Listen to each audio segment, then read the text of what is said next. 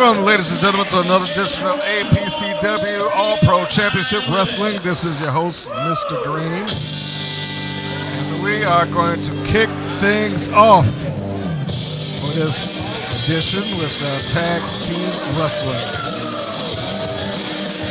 Remember, when in Douglasville, Georgia, be sure to visit All-Pro Championship Wrestling. If you happen to be visited out of town and you're looking for something to do on one of your Saturday nights, certainly come in and check out one of the shows. Now, you might not be overly thrilled with this duo that's in the ring right now. They may not be quite as welcoming to the general public, Zack Mosley and his buddy Recon. But I'm sure the rest of the roster will welcome you with open arms.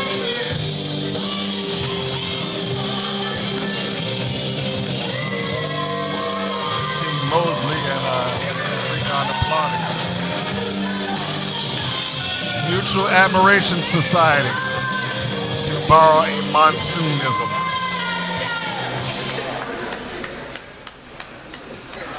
This is going to be fairly interesting to see what's going on here.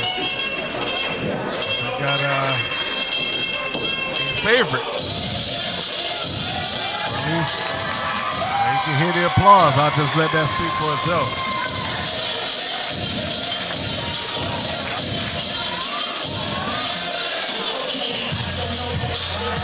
There they are.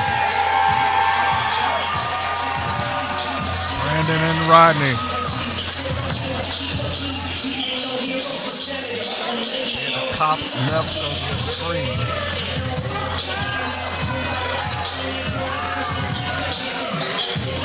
These are some of the brand new bold faces in the world of professional wrestling, as being presented to you or brought to you by APCW and his head trainer, Robert Gibson, on behalf of the famed team, the Rock and Roll Express. Anybody would know how to teach someone how to wrestle in a tag team capacity and wrestle in general. Robert Gibson is doing this. Two different partners, well, multiple partners, two that he's known for, both Ricky, one his brother, and the other, of course, on behalf of the Rock and Roll Express, Rick Morton.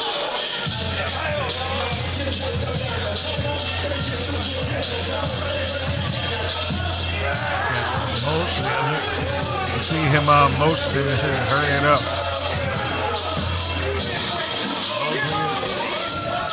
Mosley is ready and waiting for his opponents to get into the ring.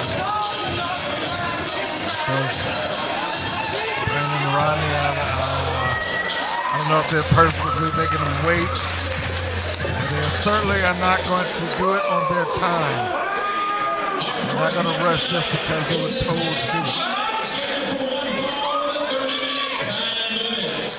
Introducing first to the left, from Dallas, Georgia, weighing in at 190 pounds, Recon Travis Sanders.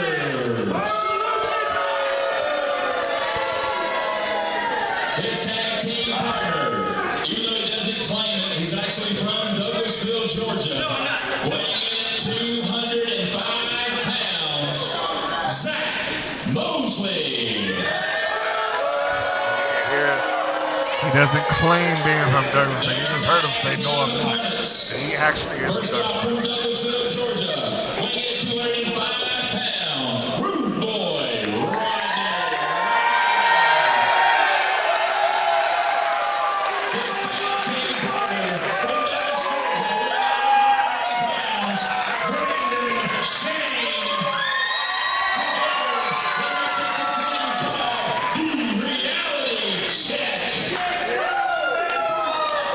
Once again, this match is scheduled for one fall with a 30-minute time limit. There you go, the Reality Check.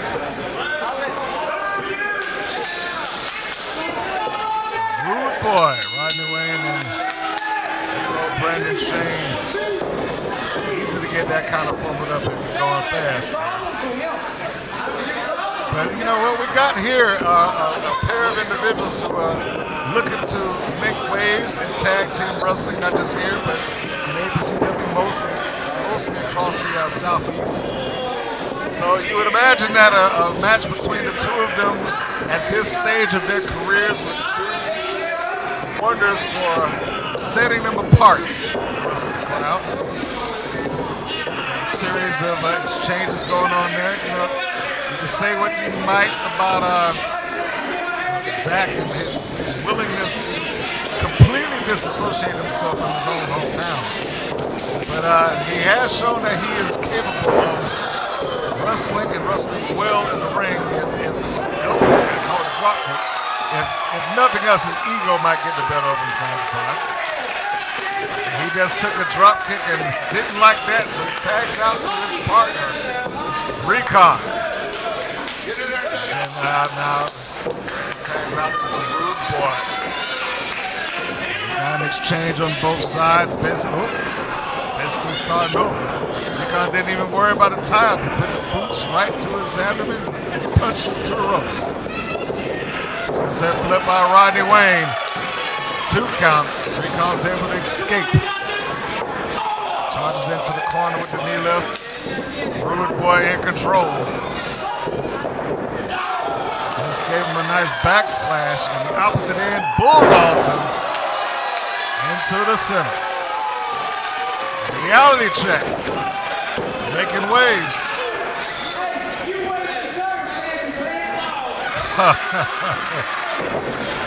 You wait your turn. Now, one thing that the Recon doesn't want to do is he doesn't want to get into a exchange of fists. Rodney, he has lethal hands. There's a little tag team action by the reality check. Into the stomach. It's centered, goes for a sunset. Recon back out. He gets dropped. Drop toe hold. Reality check remains in control. This time with Branden Shane applying his side headlock and back up onto their feet. Will he be able to control his opponent with that? There's a tag. Into the ropes. Another shot. Knee lift. Beautiful execution by Reality Check. They have been watching their Rock and Roll Express tapes. Tapes, good Lord, why am I saying that? Videos. I am really dating myself there.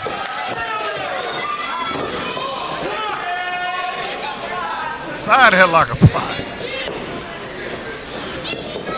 Recon's able to get himself back up to his feet. There's a reversal. Another shot to his abdomen. His stomach is going to be in pain tonight. There's a float over with the neck breaker.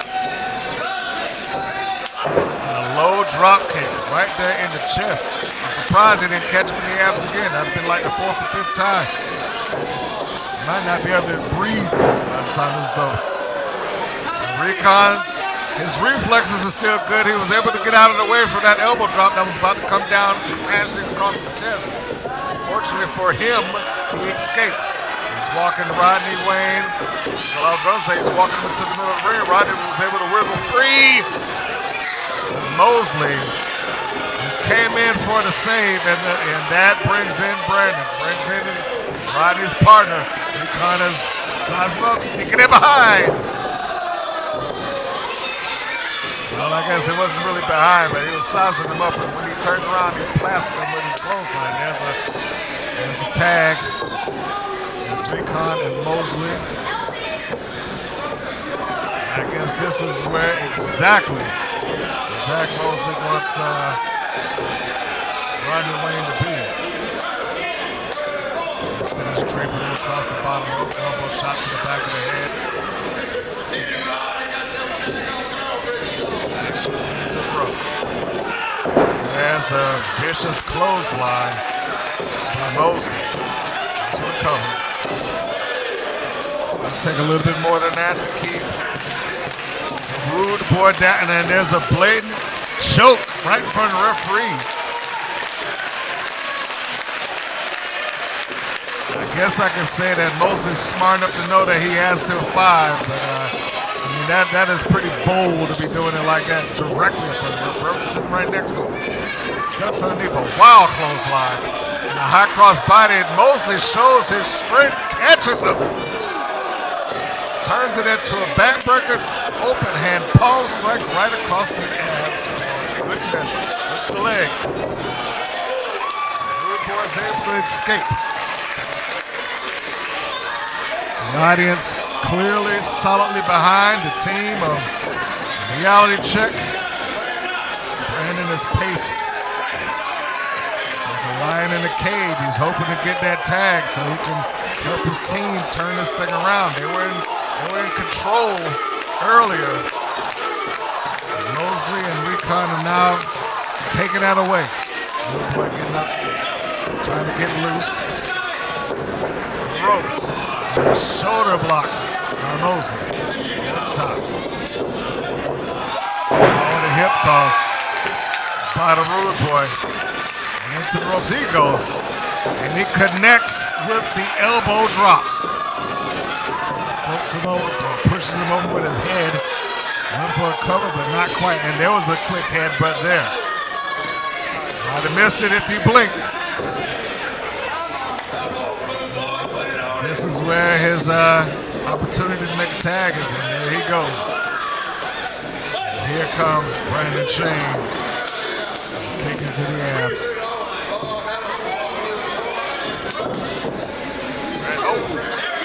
He's trying to make the adjustment the way he was going to send him. And Mosley just fired an elbow shot. And I just basically walked him across the ring. Big chop. Still anybody's match into the turnbuckles. Oh! Charged in full speed ahead. Almost got a cover. Mosley might have hurt his knee charging in like he did. He had enough sense of mind to make the tag. Got Recon in. And now, again, second time, catches him with that boot right to the abs. He just pounds him down to the mat. That might be the plan for Recon. Just beat him up. Don't worry about trying to wrestle. Rolled and both members out. And two new guys in. Mosley and the Rude Boy back at it again. There's a clothesline, but this time the Rude Boy's got a second lease on life. As he hoists Mosley up. Down with the body slam.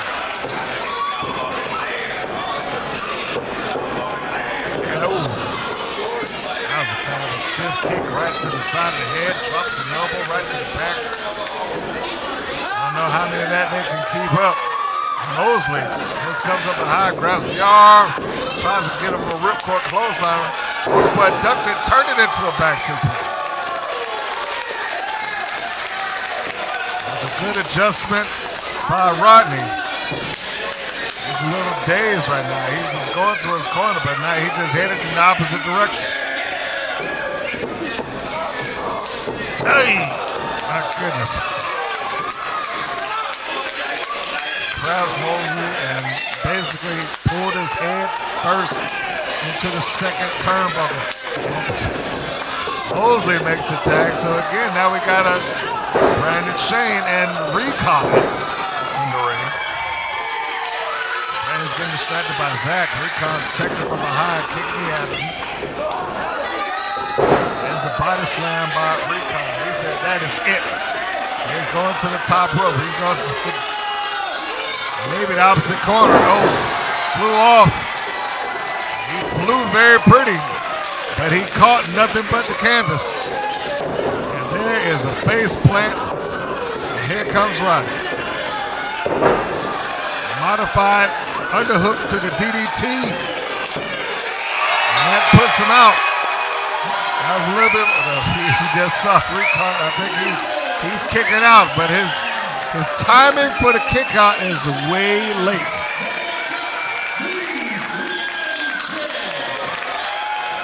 And he gingerly helps him out of the ring.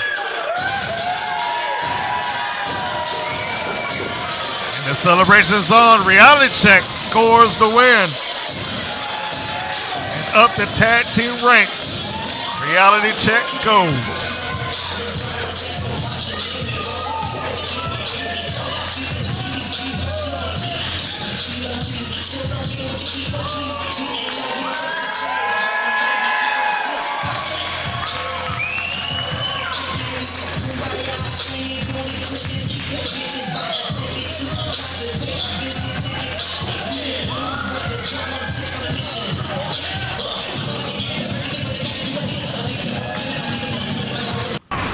If you're looking to become a professional wrestler, then learn the ropes from WWE Hall of Famer, owner, and head trainer Robert Gibson of the Rock and Roll Express.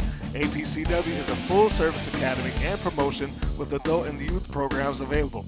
Not only will you learn proper in-ring work and psychology from an 8-time tag team champion, but as a student, you'll get the opportunity to apply what you've learned in front of live crowds at the APCW shows. APCW is located at 7575 Owl Creek Drive, Douglasville, Georgia, just 25 minutes outside of Atlanta. For more information, call 478-257-8442 or email at apcwdouglasville@gmail.com.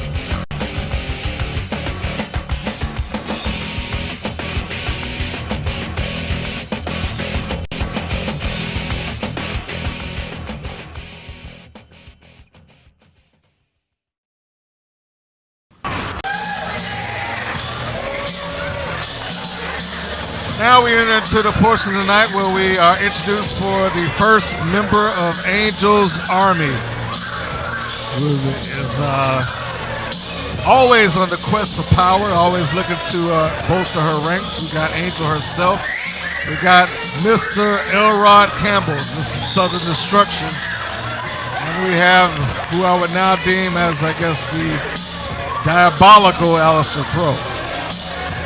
Alister was once one of the bright young stars of APCW who was loved by the crowd, but somewhere along the line, I guess through time and maybe perhaps Angel getting his ear to some degree, his entire demeanor, or at least his, there's the man of the hour right there, Sean Sims, but we'll get back to him later.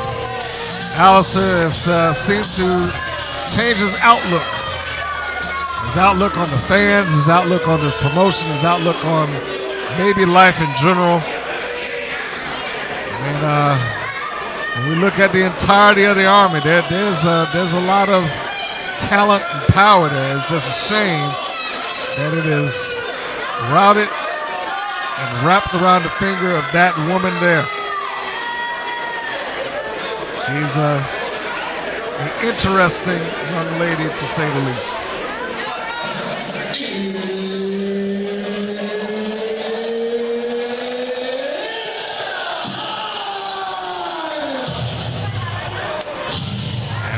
And the opponent for the evening, it's an interesting situation because we got now one of the most anticipated, loved, and liked wrestlers in APCW, but once upon a time, he was in the reverse position. He actually was not one of the most loved, and he was part of Angel's Army. Until he, at some point, saw the light, decided to step out on his own, and he hasn't looked back since. That being Chris, the Hype, Henry. Yes, I know I'm getting the hand of the ring announcer, but hey. And the man, he said it himself, the hype is real, start believing.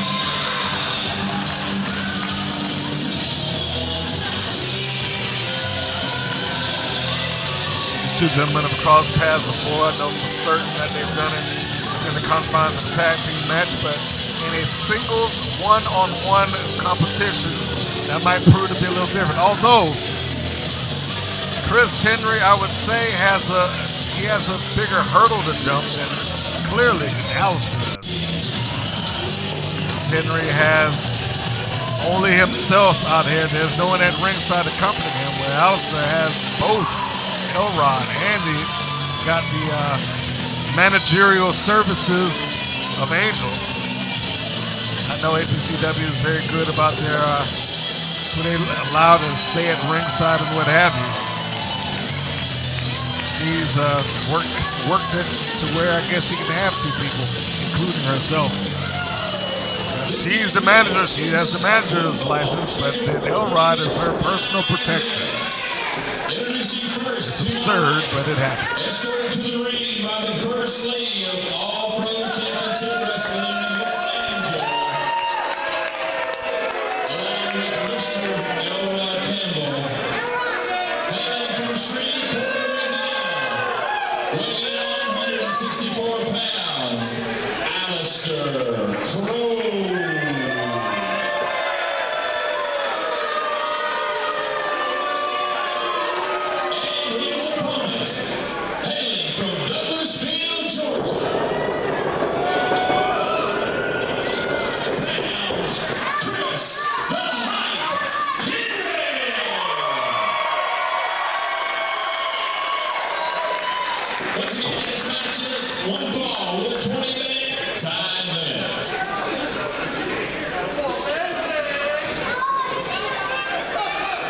What I'm expecting out of this match is for Alister Crowe to try to ground Chris Henry, as we know that Henry has the ability to move about the ring, do some high-flying things when he wants to. Crowe, despite what people may look at him and think, that he's just a dark guy. Well, you're seeing examples of it right there. He does have a pretty strict wrestling background. He's belonged and trained in MMA before then. Henry has a military background on him, so it should be an interesting contest between the two of them, and it could be very good if they stick to what they're doing right now. You see a couple of exchanges of holds. Henry trying to get the pinfall on Crowe, but he's unable to do it. Henry is saying, this close, this close. And as I was saying, the ability to just go as catch can match exists between the two of them. The question is, will they stick with that? Now Crowe looking to start the mind games. They're changing up their hands. And Henry, as quick as lightning, just twisted that arm right out into place to a top wrist lock, bending Crowe back. Crowe creating a bridge so that he does not go down two shoulders. Great wrestling by Alister Crowe, and now you see Chris Henry doing much the same thing, bridging his body. Now he turns into it, picks the leg. A dragon screw leg whip, goes for the cover. And quickly, Alister Crowe's out of it. Rear waist lock applied on the mat. Crowe trying to get up to his feet. Gets a hammerlock, rolls him back into a cradle. There he is, out again. One of these guys are going to go down easy. I think right there you see Chris pulling at the ropes. He knows that this isn't going to be a walk in the park. He's going to have to work for it. Crowe didn't even bother to deal with any exchange of holds there. Kick and a punch and put him right down. Perhaps going for a suplex. No. Hoists Henry up, lands him down face first. Now it looks like he's breaking the eyes right in front of the referee. And as we saw earlier with the blatant choke, there he is. He just said it. I didn't even have to explain it. I have to 5. Going for a side kick, and he takes it with the sweep. The left don't get you, the right one will, or at least that was the philosophy. Henry, the ropes, double leg drops right across the abdomen. You can see Elrod is getting himself into place, perhaps getting ready to interfere if necessary. Henry asks for one more. This time he flips into the impact. See Elrod on one end, Angel on the other. Henry probably is very aware of both of their presence. As I stated before, he was associated with Angel's army at one point, so he has to have some intimate knowledge of how she likes to manage her clientele. Perhaps that knowledge will help him out to some degree. It might help him neutralize the threat, but not in cases like this. In the numbers game, it works against him. Elrod just ran and choked him out. And it was the perfect bait and switch. Alister distracting Elrod, chokes. Elrod distracts. Alister rakes him with the eyes, with the boots. Henry, though, being a tough customer, fighting back. Picks him up in powerbomb position, but Crowe is not. What is Angel doing? What is she? Is he doing this right in front of the referee? I don't know what she was trying to accomplish. Maybe keeping him from falling backwards, I guess. And she grabbed his wrist, and I assumed that would have helped, or maybe. And you have to give her credit that she's a hands-on manager. Now Crowe just driving that knee into the spine of Henry, using his wrist as the clutch point. He's really cranking that down too, just right into him. And I hear some people in the background calling Angel a crybaby. That's been something that they have carried with her for a long period of time. A couple of elbow shots by Henry. But right into the hair goes Alister Crowe. Slams him back of the head first into the mat. And now you look at him. Look at him mocking him. Now he's got him by the hair and the ears. Neck breaker.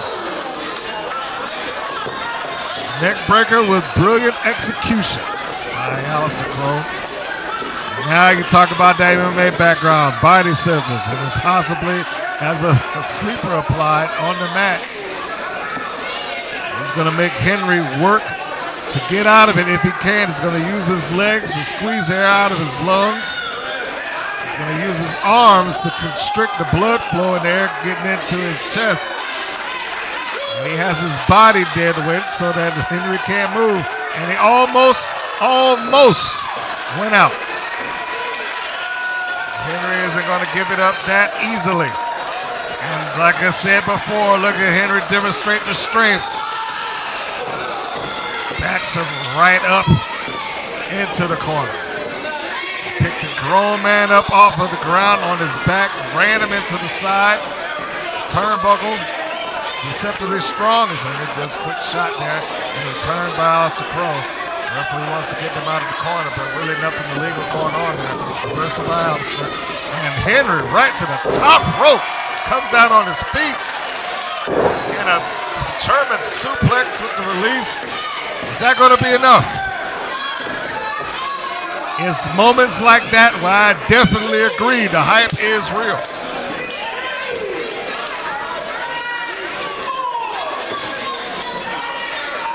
Didn't have enough to make any sort of advancement. Couldn't cover him. Now they back up. Crowe. Cap's looking for a cradle suplex. And he rolls through with the cradle. Brings it back up.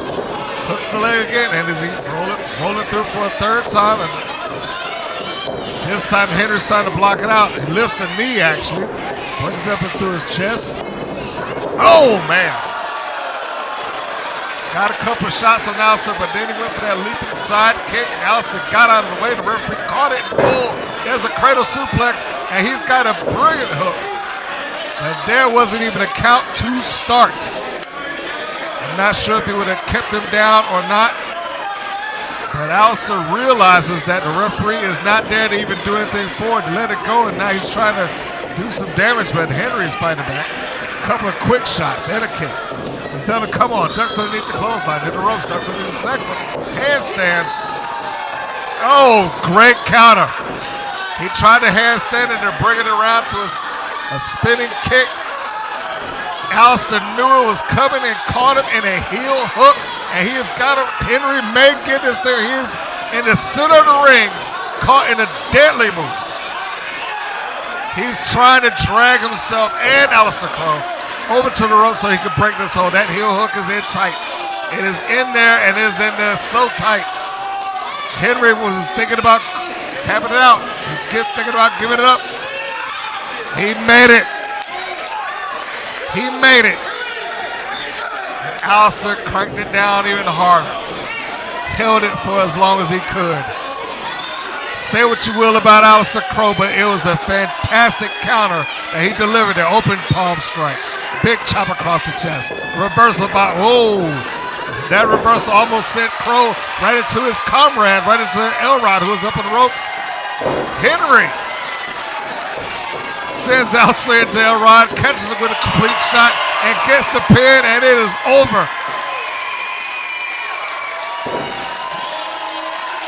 Too little, too late by Elrod Campbell.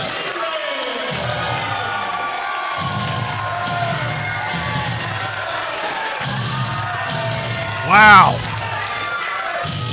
Talk about overcoming the odds there.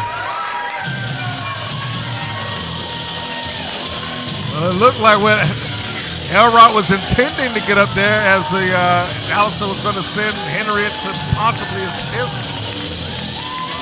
Henry was able to reverse it. Alister caught himself immediately. Stopped, put on the brakes. Henry drop kicked him and pushed him right into Elrod. Oh, and now we got some friction between the two of them. He said, "What are you doing there?" Henry may have ignited the flame to start breaking down Angel's armor. She's trying to play a peacekeeper here. She's trying to keep him down. I'm sure she's saying it was an accident. It wasn't his fault. The last thing Angel wants to do is she wants her armor to break down on what potentially could be one of her biggest nights. Angel has had seeds, and there they go. They fist bump it. There's a little bit of relief on her. And there they go again. They're showing solidarity between the two of them. Even though Alister, he came up a little short. He had a fantastic showing, though.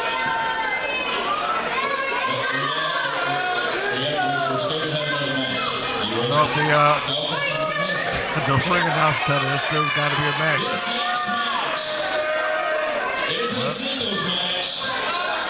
They have matches in succession here, so now it is a little bit of a swap. You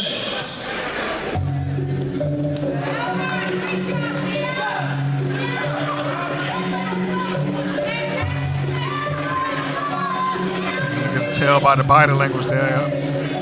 Angel is telling her, calm down.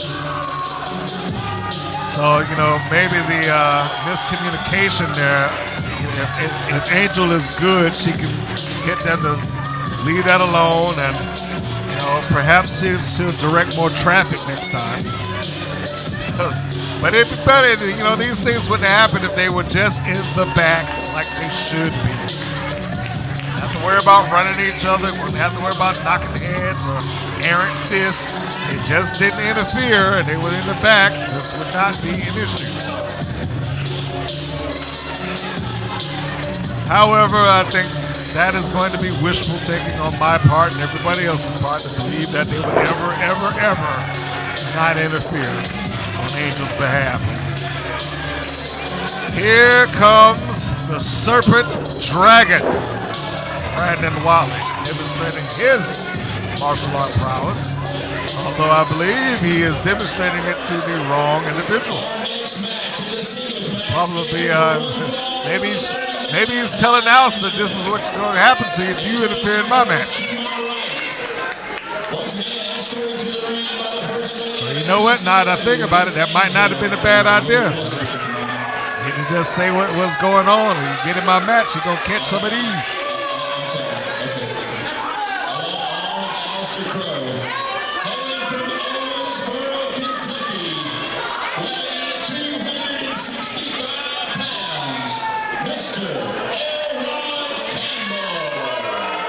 So again, as I said before, it's a little bit of a swap. We got Mr. Elrod Campbell.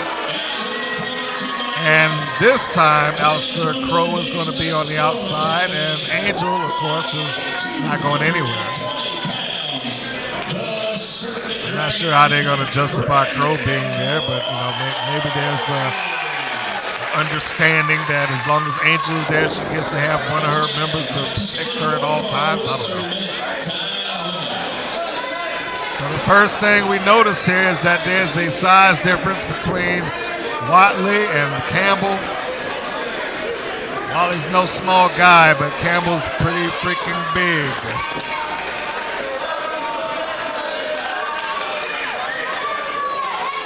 You can assume that the strike game is probably going to be the thing that is going to be the equalizer here, perhaps. Whatley pacing around the ring. To his fighting stance. Campbell, he's about to walk into one. He doesn't know what to make of that.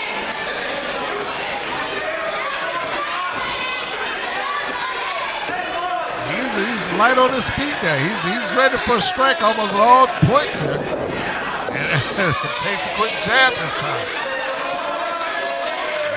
Campbell telling him, hey, no closed fist.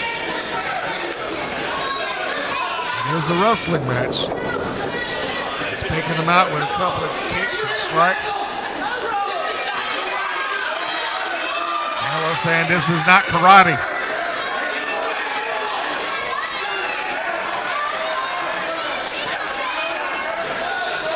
Frustration by Mr. Elrod Campbell. And he caught one in the thigh anyway. Coming over there to check him out. I mean, that was a quick and sudden. One strike does not a match make.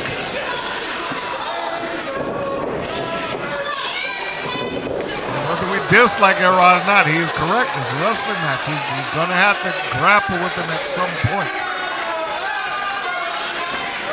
That was a second strike. Perhaps the method to the madness is to create some frustration here. He went on a wild clothesline. Ducks underneath to catch him with a kick in the stomach. And another one in the thigh, brings him down to his knees. Now going right into the chest. He goes for the cover. And the Serpent Dragon has forced Elrod out of the ring. Or at least Elrod was looking for an escape. Smartly, the Serpent Dragon is holding his ground as Elrod gets his breath and gets his bearings. So the Dragon going over there holding the ropes open, calling him back into the ring. Again, one of those bright young faces on the wrestling circuit. Elrod has been doing this for a while. He knows what to do inside of the wrestling ring. Will that work as it relates to this match? I believe we might have had a little bit of a fake out on the outside of the ring. Yep. Campbell. Whatley went out after him, and Elrod just put his face right into the side of the ring. Now he's saying, very gingerly saying, count him out. And now he distracts the referee, and Alister puts his face into the side of the ring. And the referee's back is turned, and just like that, Alister's like, hey, I'm just trying to help him up. And look how Elrod comes over there to try to hold the ropes. How benevolent he is. And this is where Elrod Campbell wants to be. He wants to be in control of this match. He wants to stop the strikes. He wants to keep it methodical. And he wants to be able to use his power much like this.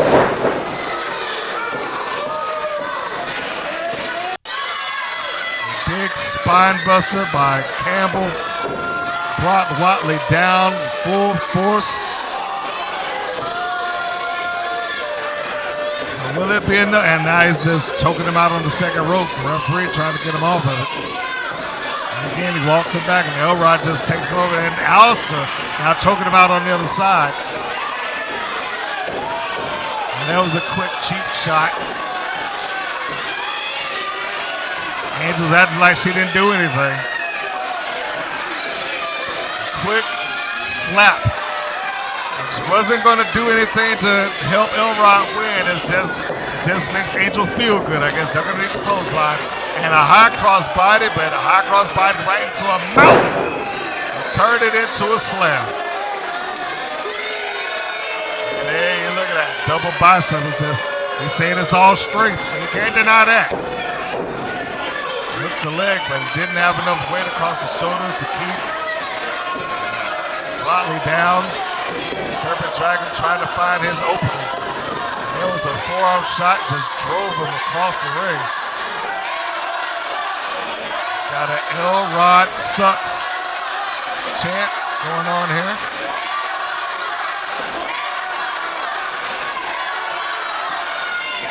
I'd be hard pressed to say that Elrod would allow that to distract him as much. Big forearm shot, big with. That was very decisive with authority. To the turnbuckles. This is where Elrod wants to be. Charges in full head of steam, and he catches nothing but the turnbuckle. Shoulder block by Whatley. Goes for the cover. No. Campbell's able to get out of it. Clothesline by Elrod able to get that shoulder up again. See Angel over there fanning herself profusely, trying to make sure that she is her man gets this win. Side is a spinning wheel kick. Great execution, but not enough to keep the Southern Destruction down.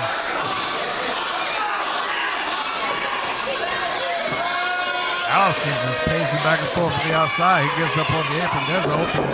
That's just a disrespectful slap by Elrod. Angel now talking to the referee as he's trying to get her down. Or maybe it wasn't a slap. It looked like he just popped him in the eyes. You can't see. And now Elrod can't see. He just pushed it back in as Alister caught him in the face of that miss. There's a roll-up 2 and a 3.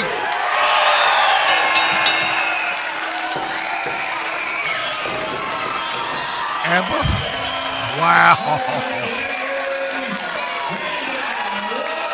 It is not beginning to be a good night for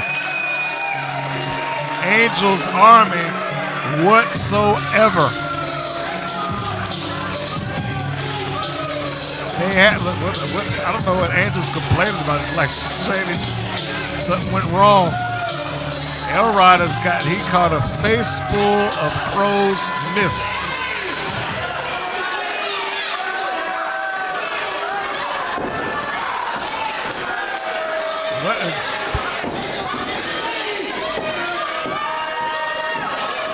They are just, the miscommunication is just in full bloom right now. And for the second time in the night, she's having to talk this down. She's having to tell him.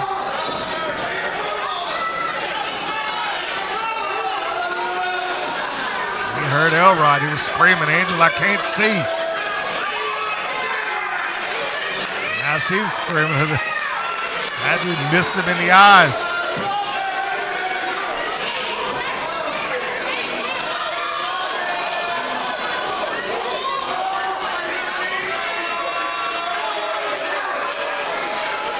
Getting off of his face, but how much of it he can get out of his eyes is a different issue.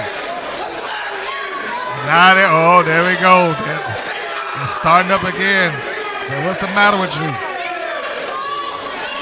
Angel's having to play peacemaker twice for the same two guys.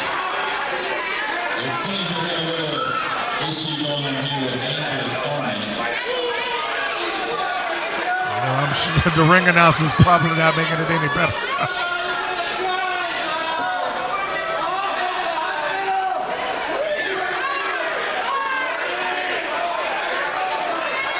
Trying to calm Elrod down. Alister pacing back and forth. I mean,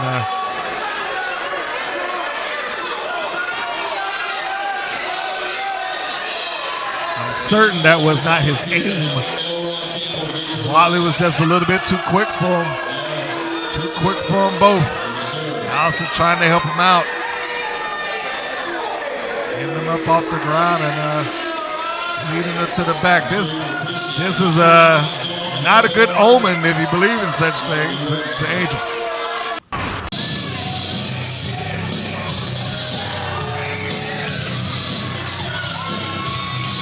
Mr. Tommy Penirelli, Italian American bad boy, the mafioso. The first ever APCW champion has made his way into APCW's ring.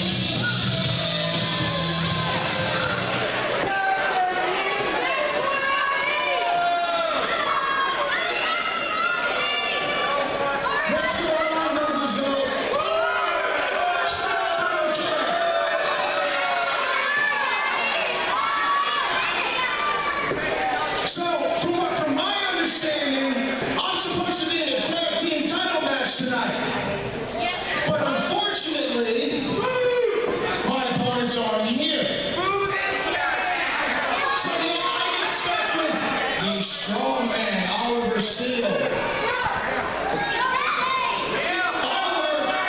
Something you need to understand here. I am the first ever APCW champion. And if you get in this ring with me, I'm going to put a world of hurt on you, big boy. Now get him out of here. And all you people can kiss my butt. Penirelli is calling for his given opponent for the evening, the strongman Oliver Steele. And he just gave his credentials, I guess, after I gave it. He is indeed the first ever APCW champion and the first person to hold the title more than once. He's held it twice.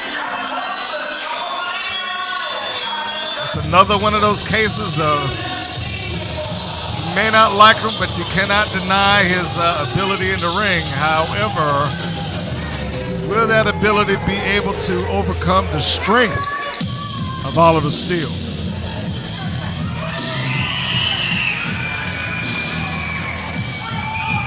As we hear the sounds of Oliver's theme music, you see the opening line. It's like something you've never seen before.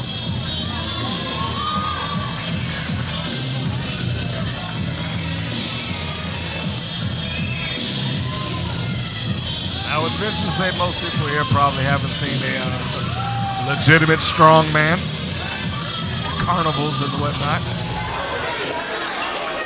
And we talk about throwbacks on occasion. This is a throwback right here, folks. It's a singles match scheduled for one fall with a 20-minute time limit. Introducing first, to my left, hailing from Bronx, New York, weighing in at 205 pounds.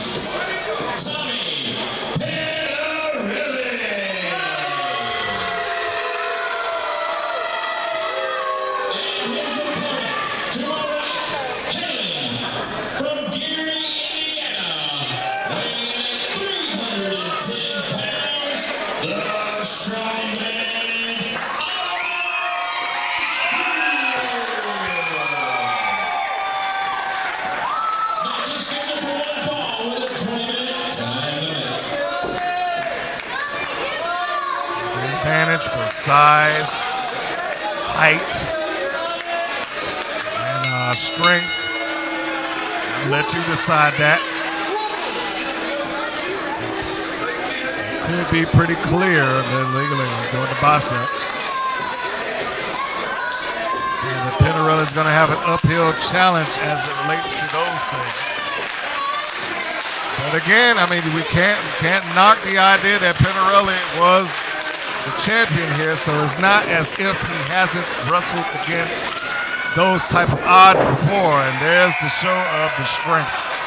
Steele just casually shoves him off.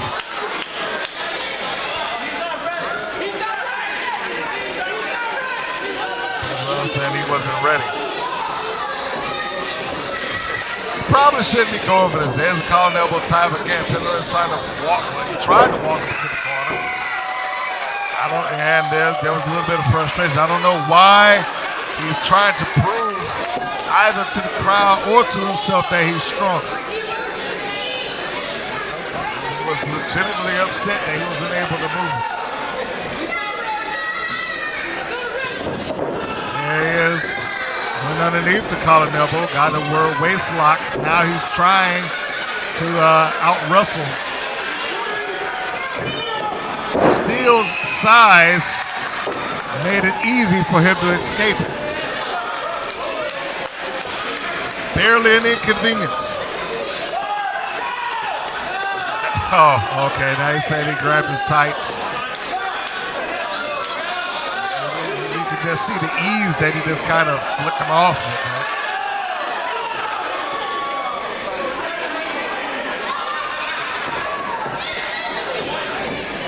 Those things did not work. What now?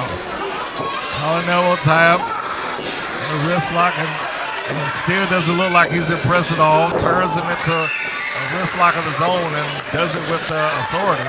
Just drives him down. The strength factor here is making it extremely difficult for the mafioso.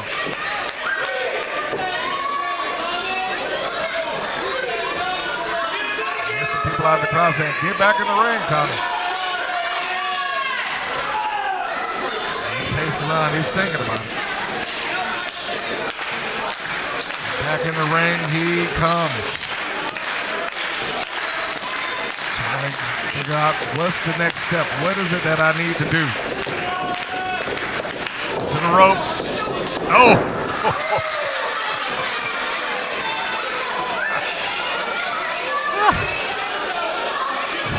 Well, Tommy Penirelli got a full head of steam. He charged it, so I used the term earlier that if somebody went into a mountain, I guess that would be the equivalent of him running into a brick wall, or perhaps.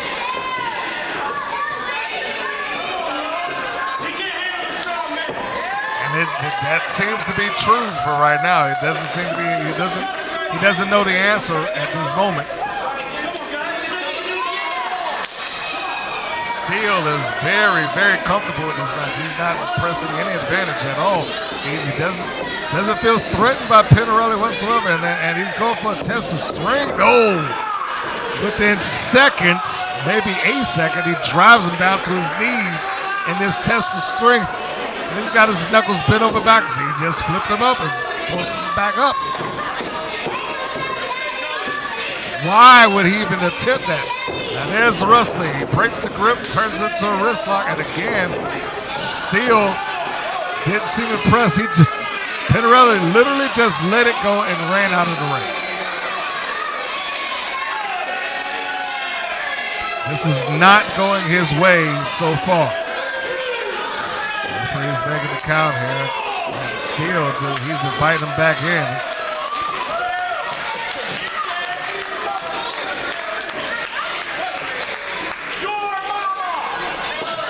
If there was a tail of the tape, it would be, like I said earlier, the size, the height, the strength. It all leans towards Steele, and he's shown it so far, but doesn't want to get overconfident here.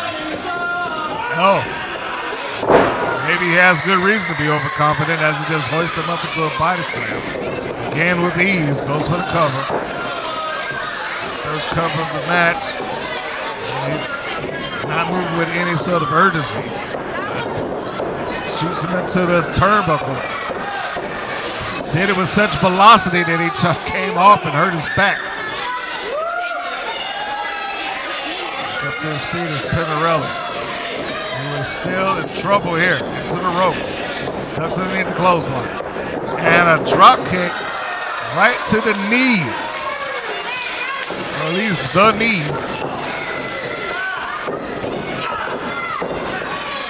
And perhaps he has found a part of the body that he cannot work out or be naturally strong in.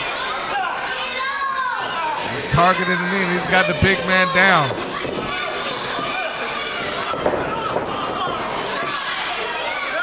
Drive that knee right into the mat canvas. And I know a lot of people out there, even to this day, feel like wrestling rings are just giant trampolines, but they are not. It's planks of wood and steel under that. And yeah, he's taunting the crowd. And he just DDT'd the leg right to the mat. It hasn't done anything to destroy his upper body strength. But he may be thinking submission at some point. Penirelli's grabbed the ankle. He's pulling the strong man to the outside, dragging him over to the side of the ring. He slams that leg and knee down onto the mat. And he just wrapped his leg around the ring post.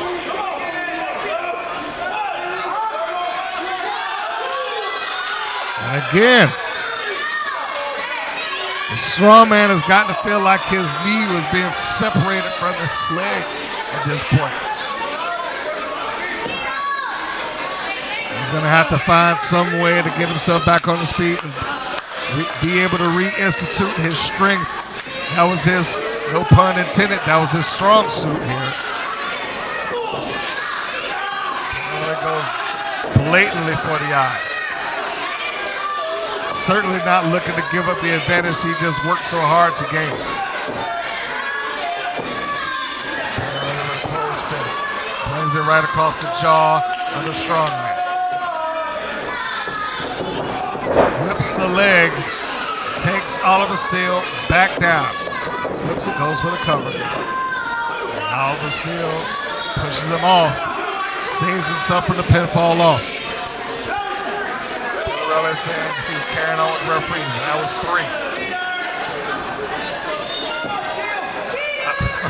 Oh, man.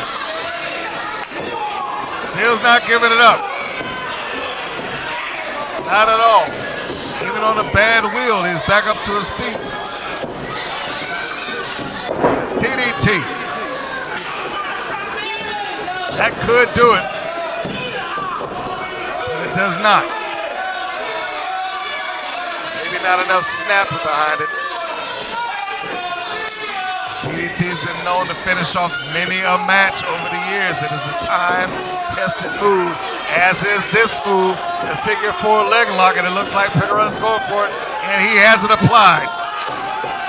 Like I said, he may not be going for a pin, but he might be getting a submission on Oliver Steele. Will his strength be able to counteract the powers of the figure 4 leg lock? Penirelli is pushing out all he's got, and Steele, his larger frame, was able to reach out and grab those bottom ropes and force the break. Penirelli's telling him to cheer for Oliver Steele.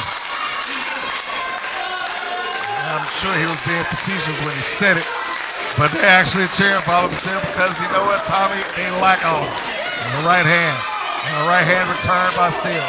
And they're doing the exchange there in the middle of the ring. Big shots between the two.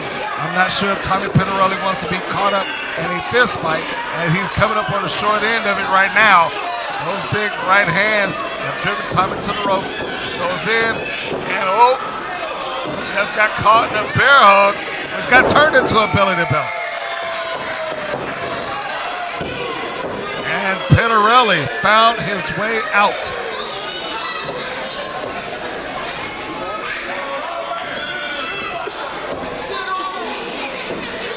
Penirelli trying to find some way to get by here. Oliver just trying to get the crowd on his side and a double choke. And his leg just gave out on him.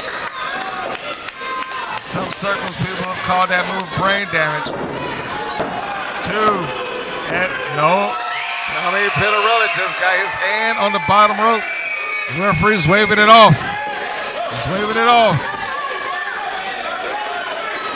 It's a little bit too close. Penirelli's getting himself back up. Oh! I don't know if the referee had to have seen that. Come on. And a roll up from behind, and I'm sure he had the tights as well. Tommy Penirelli has just stolen the win.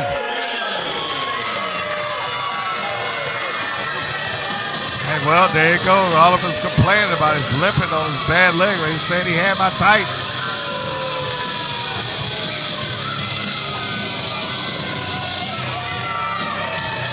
It took him wearing out the legs. It took a low blow. It took pulling the tights and blinking eyes and probably everything else that he could think of.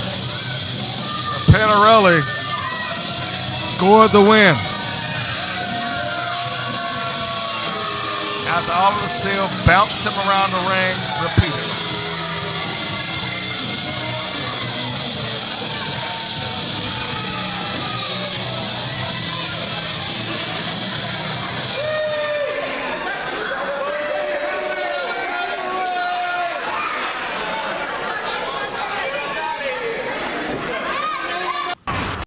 This is every place that Neil wants to be. He's got a bunch of pent-up frustration. And he's looking to get loose. Oh, it's 2 count. And you can imagine right now he is looking to make the Heatseekers, both members, if he can get his hands on them, pay. Charges in, but he catches a foot from Elliott. He hoists him up into power slam position. He has to tag. Quick slam down. Sigmund up to the top rope. Looks like he was coming off of the headbutt, but Jeff Lewis Neal rolled in, and Sigmund caught his head across the mat. Now, he did catch a little bit of his body on top of Jeff Lewis Neal, but it wasn't enough. That was just kind of a supplementary hit. Elliott to the outside, courtesy of Adamz, and now they're looking for the finish. They being the Fight Club, there's that double super kick they like to do. And it just dropped Sigmund like a tree. Adamz was being pushed back to the corner, and Elliott just looked like he grabbed one of the title belts and quickly ran across the back of Jeff Lewis Neal. Sigmund's got the leg hook. Adamz and Elliott are hooked up on the outside. Adamz is not going to make it in, and there's the 3 count. Sigmund has just covered and pinned Jeff Lewis Neal. It looks like it's official. The Carolina Fight Club have just been beaten, your new champions, APCW Tag Team Champions, the Heatseekers.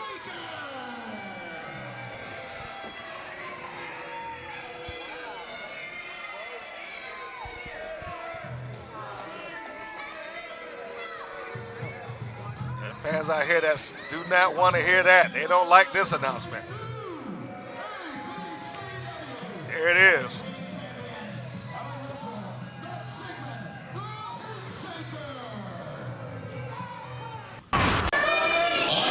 Just saw the recap there. The Heatseekers capturing the APCW championships. They're coming to defend them. This is for the APCW Tag Team titles. As far as I know, that is going to be the scenario's a little different. We haven't seen the full opponents in the back. Now, what are they? Why are the Heatseekers coming out to this? Is it the Heatseekers or this is the Rock and Roll Express thing?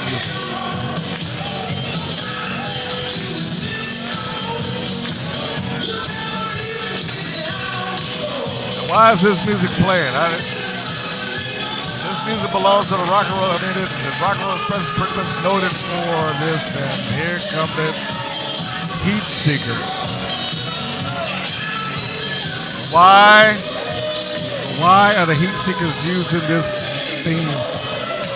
Cut that stupid song off.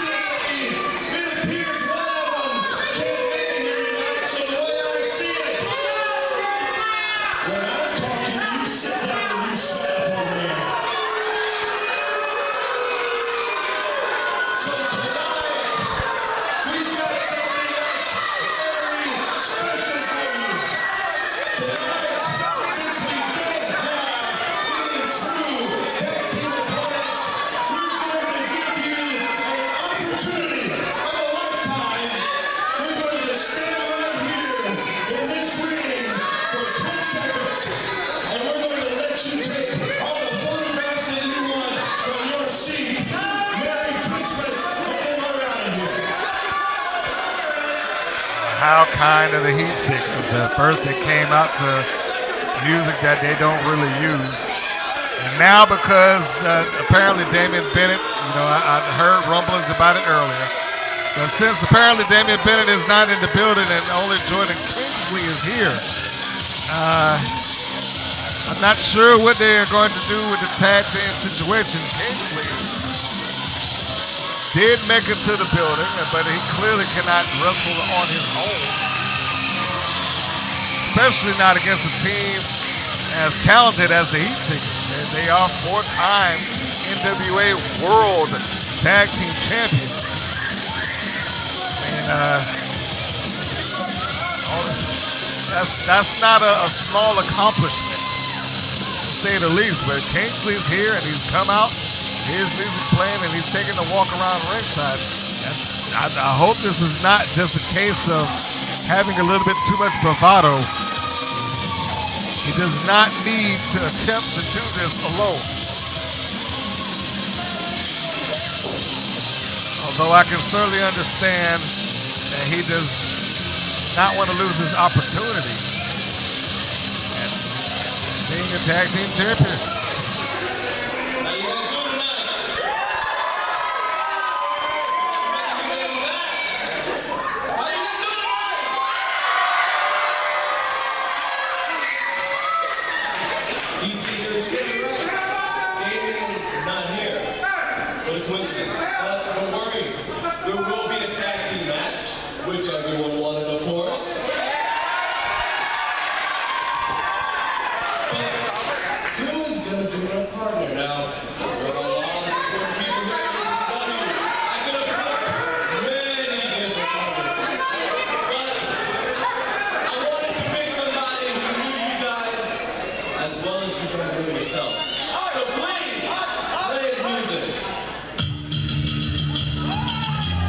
Who could that be? I mean, apparently Kingsley was offered the chance to pick a new partner, and you can't blame him for that. He's certainly not going to let this opportunity slip him by. And out of the Heatseekers, even though they were ready to walk out of here, yeah, you can see Sigmund over there. He's complaining about it. Who are they pointing at?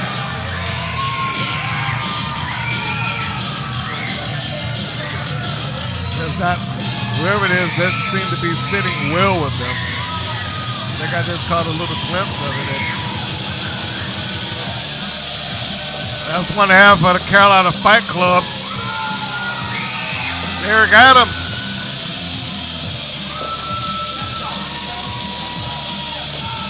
They originally, I don't believe they even had a rematch clause gifted to them.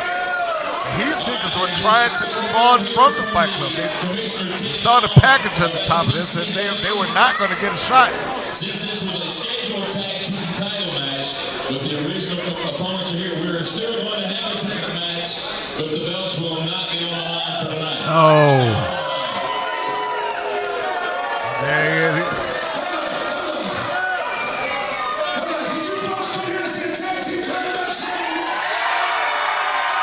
Commissioner Teddy Long's making his way up to the ring to talk about this. First of all, I want to congratulate you on being the tag team champion.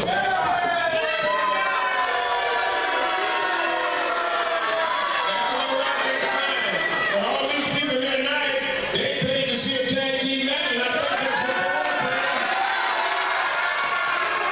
you want to see a tag team match tonight?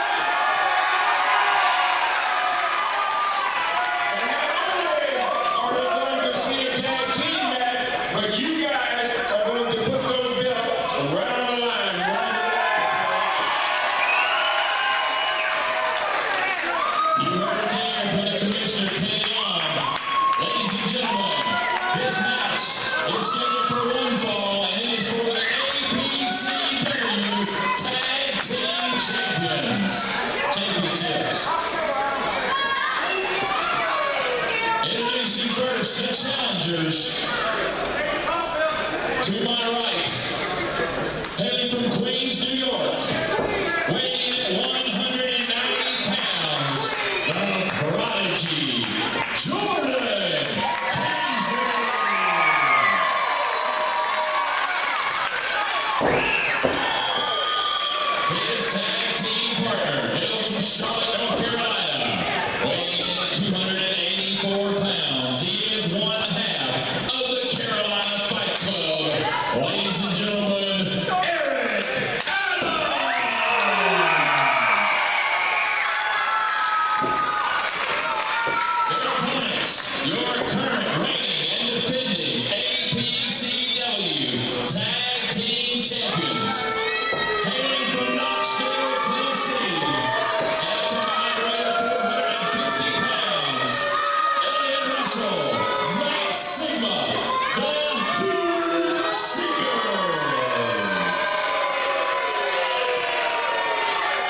First, they came in expecting a different. Tag Team Championship is scheduled for one fall with a 45-minute time limit.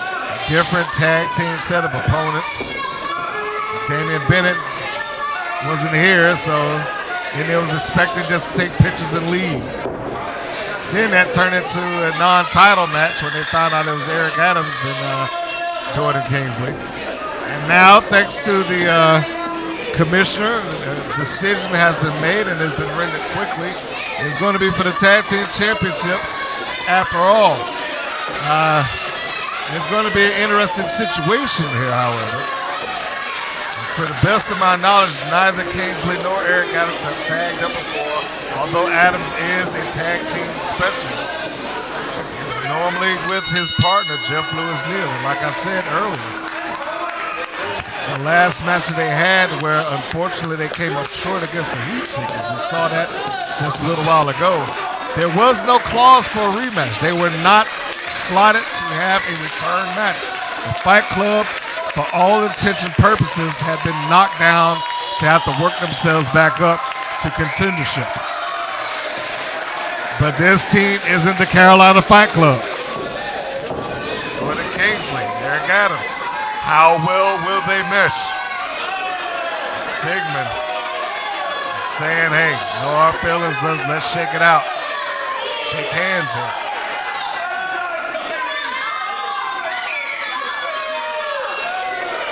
He's trying to be a professional.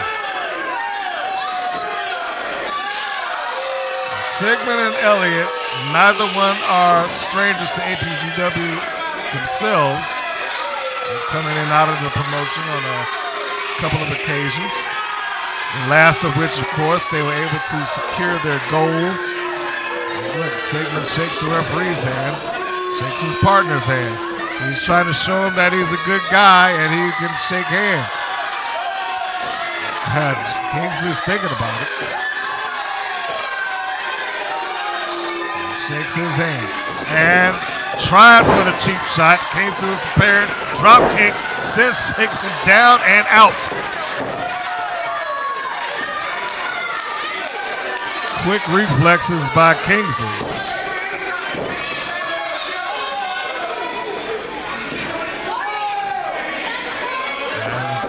For the Heatseekers on the outside now getting regrouped. And let's remind ourselves here that the tag team championships are on the line. As I said, the last time the Heatseekers made it in, they beat the resident championship team into the Carolina Fight Club. And they have now assumed that spot. Will this title defense be a good title defense or not? And locking up, Colin Neville, they're heaving each other to the ring, turning to the real waistlock. Kingsley turns to the real waistlock on his own. Sigmund reaches around, turns to the side headlock, switches sides. Kingsley, the head scissors, got Sigmund neutralized on the mat. And after the exchange of holds between the two of them, neither one of them have shown any level of advantage towards the other.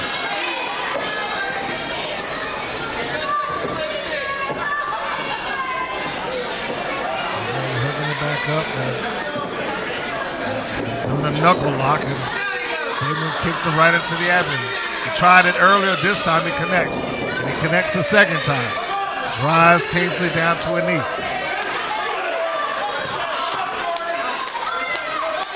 Trying to keep Jordan neutralized the third time.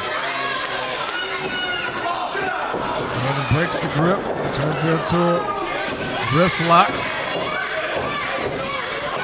Sigmund rolls through. Great counter by Sigmund. But Jordan brilliantly holds on to it.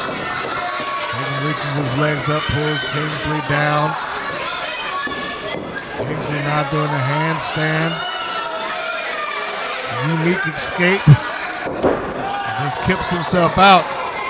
It was move and counter move by Kingsley and Sigmund, and again, no real advantage shown. Slide headlock. One thing that we know at this point is that Sigmund is willing to take the shortcut. He drove Kingsley down with that shoulder block. Into the ropes. To the other side. Got caught with a unique arm drag by Jordan Kingsley. It goes out to the safety of his partner, Elliott. And the safety of the floor. Kingsley has been controlled here. At least in this particular exchange. Elliott just gave his partner a chair on the outside so he can sit down and relax. I would have to think that Adamz would want to get into this match as well, if for nothing else, just for revenge. He's part of the Fight Club. The team's multiple-time champions, and they pretty much set the standard for tag team wrestling in APCW. There's a tag to Sigmund. Excuse me, Elliott. Sigmund just tagged out. And Elliott said he wants him. He wants Adamz. And does he? No, he's waving Adamz off. There's a collar level tie-up by Kingsley and Elliott. Elliott, the larger of the two, probably using his body weight to drive Kingsley into the corner. A couple of shots there and it puts him down. Now got shoulder blocks going into the abdominal region of Jordan Kingsley. Shoots him in. Jordan floats out over the top. Arm drag sends Elliott down. Drop kick right on the button. It was a money shot. Elliott was put down. Not enough to keep him down. He's now twisted in the wrist lock. Elliott trying to do what he can to keep himself away from the corner, but he just couldn't do it. There was a tag. Adamz is now the legal man. Back elbows by both men. Adamz goes for a cover.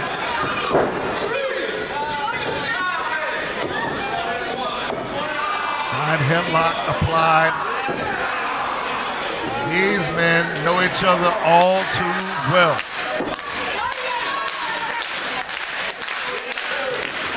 Crowd's getting behind him. To the ropes. And shoulder block by Adamz. He'll probably bully guys around with the best of them. Hip tossed. He's telling him, come on, get up. Side headlock, and he's got him. He's cranking it down. And being sure to keep that shoulder off of the mat so that he does not even come close to letting the referee think that he's down.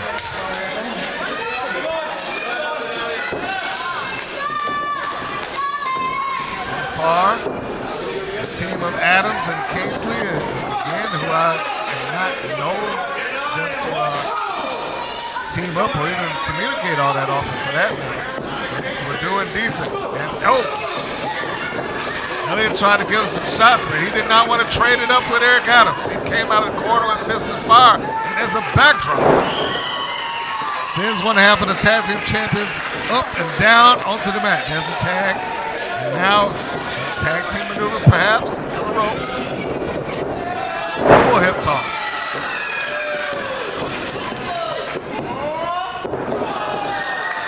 There's the adjusted moonsault. Adamz just gave him a little extra torque on the rotation. Elliott now being controlled by that wrist lock sent into the turnbuckle. Here comes Kingsley. He got a Bronco buster of sorts. Back out to the opposite end, coast to coast. Cannonball. Elliott down and a float over by Kingsley. And Sigmund from the outside kicks the knee of Jordan Kingsley, breaking up the pin. More fiber of that wasn't good, but he was watching out for his partner. I guess you have to give him credit in that regard. There's the tag, and before he can even get in, Kingsley pops him into the kick. Sigmund drags him down by the hair. And now he is in control as he bars out the arm. I certainly believe that Jordan Kingsley can trade wrestling holds with Sigmund, who is in no small way an excellent professional wrestler. But will he be able to go the extra mile with Sigmund? Sigmund has proven that he's willing to do what it takes, at least in his eyes, big chop in the corner, to win this match. Sends him over, float out by Kingsley. Tosses him over. Oh my gosh. And a side kick to Elliott as well. Jordan Kingsley is on fire. Rotates in, and he got rotated with the clothesline by a fast thinking Sigmund. Here's the cover. He's a little upset there. He was unable to score that pin. Crowd said, come on, Jordan.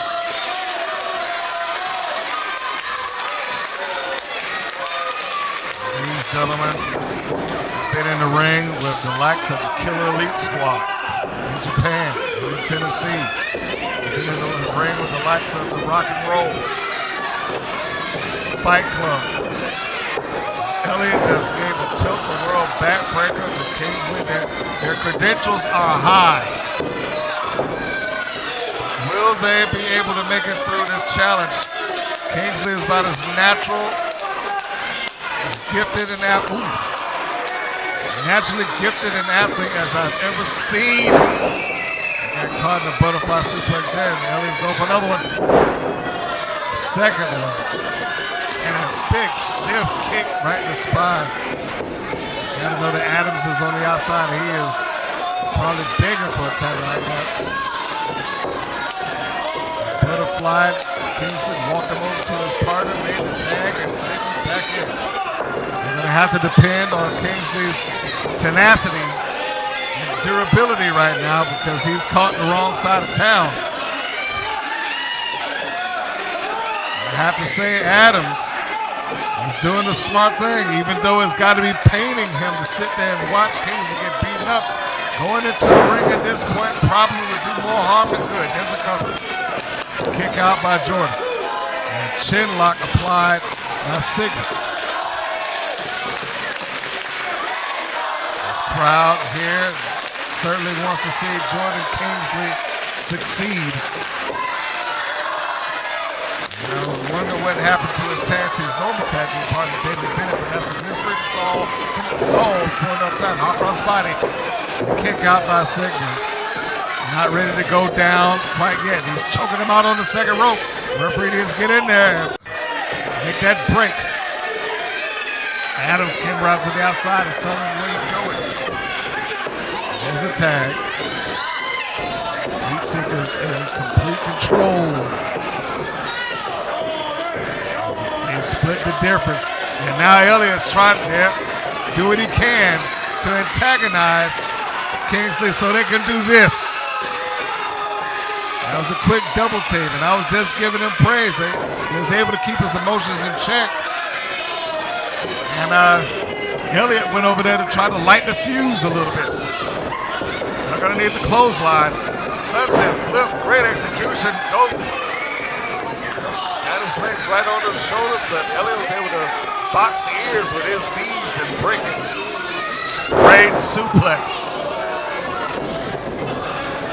There's a cover.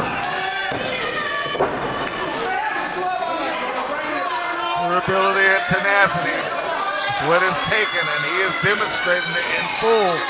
Drives the knee as Elliott comes down with a second.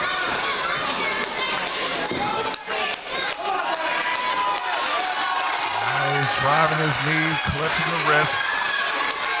Perhaps looking to get a submission out of Kingsley. He breaks down on it. Wrenches up just a little bit harder.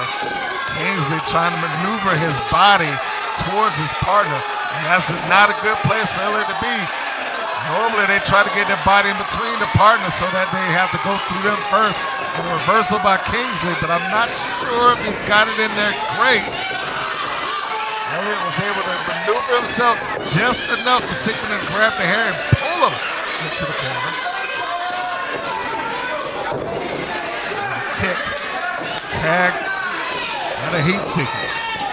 Elliott again antagonizing, and look how simple he makes it. Flips him off and then goes over to say, "Ref, look at him."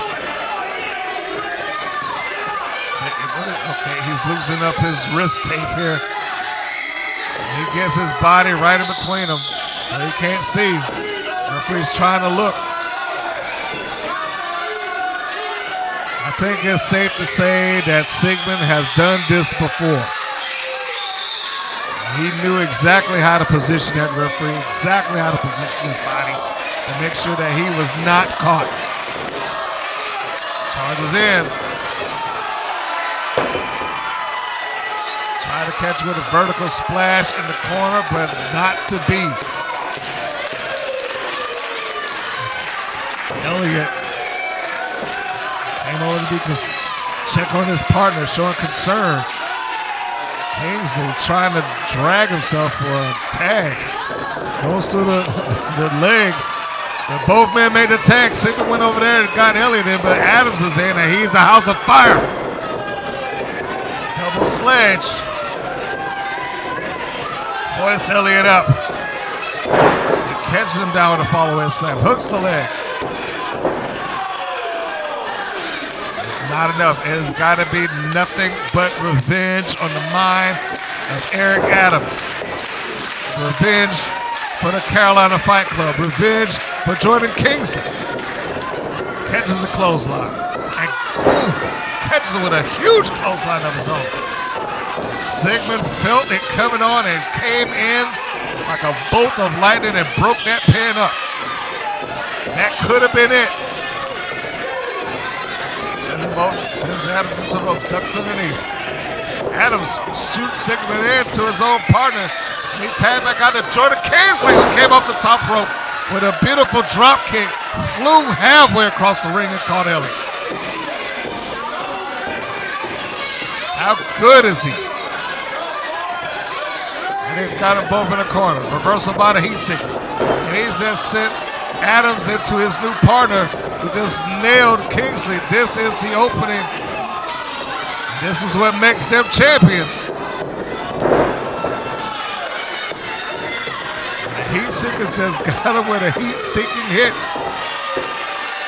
And Kingsley got out of it.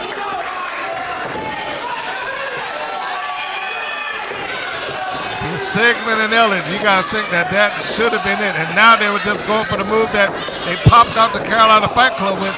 Adamz just shot Elliott into his own partner. A DDT. Sigmund's on the outside on the floor, been knocked off the top rope. Kingsley on the top rope on the outside. A splash. Adamz is cutting it off, and they just scored it. They just scored it. I don't believe it. First time tagging together, and they just won the APCW Tag Team Championships, and they defeated the Heatseekers to do it. No small task. You talking about picking the right guy to be your partner tonight.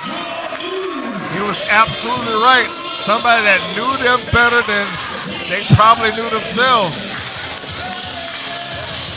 Adamz came and he stopped that finishing move before anything went down. I'm sorry to talk over. He just said that is the first championship of Jordan's career.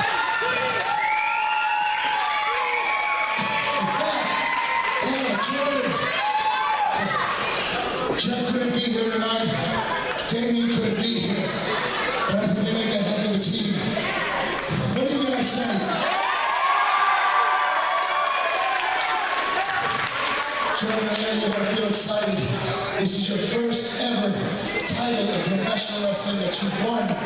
And you did it right here in good old, beautiful Georgia. Guys, you win this a once-in-a-lifetime opportunity here. For once, let's get it going. Jordan, Jordan. Eric Adamz knows what this means. It is the first ever championship of his wrestling career. The APCW Tag Team Championships. And there it is. Jordan Kingsley is now got his first belt along with Eric Adamz. 1/2 of the cut.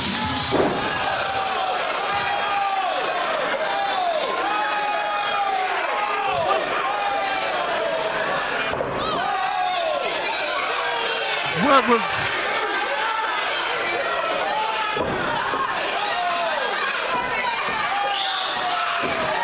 a low blow by I spoke too soon. I spoke too soon. Because I am not the man to celebrate a tag team title win without my partner, Steele.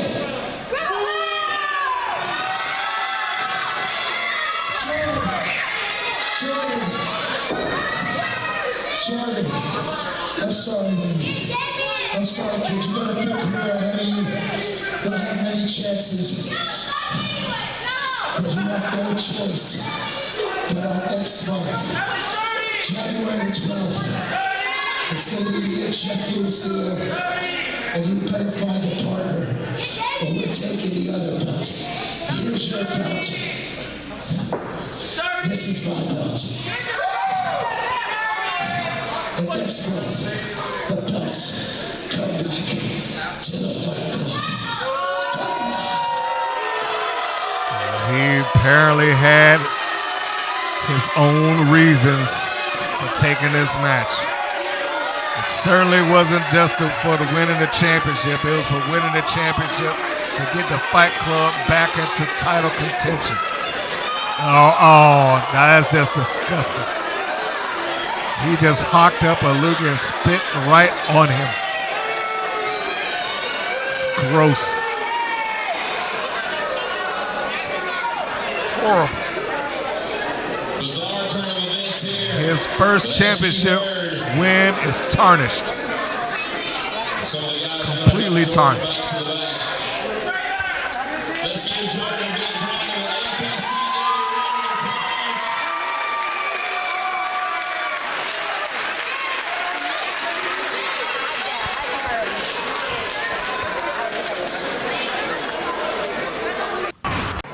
What else does Sean have in his arsenal that he can break out that bite to get over there? Charges in like a freight train but misses. And he walks right into a choke slam from the Darkmon. Just took him up and took him down. Now here comes Elrod. Looks underneath the clothesline of the Darkmon. No, it's coming out the clothesline. Elrod trying to paste it with the belt. Ooh, big choke slam there. And again, Elrod sticking his nose in the business of the main event. Angel over there looking across the screen. She is losing her mind still. We've seen him do this before. That is a long drop that he's doing there. Takes him over. Adamz says that's it. Crowe, the newest member of Angel's Army, is paying off dividends. He just charged into the ring and made sure that there will be no pinfalls today. At least not on Sean.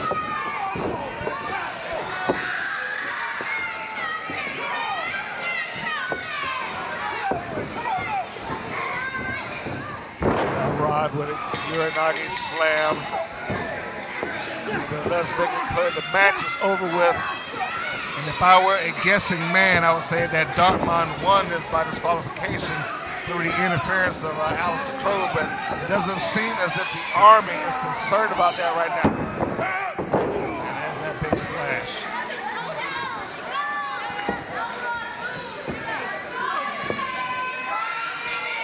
Looks like Sean is holding up a trophy here. Oh. Slap in the head. The referee's trying to call all this off, but it's too little too late. The assault, Elrod, Alister, Crowe, Sean Sims on Darkmon was even more than Darkmon could take. Darkmon has the mic.